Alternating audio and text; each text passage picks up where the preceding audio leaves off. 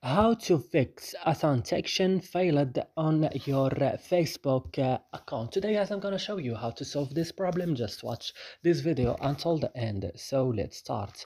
First, you will just open settings and you will go directly to apps, and on apps you will scroll down and you will go directly to your Facebook.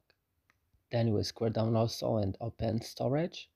Then you will go to the bottom of the screen on clear data. Then you will click and click OK, and your problem now will fixed. So I hope this video is useful for you. Do not forget to like, also subscribe in our channel, and see you in another videos.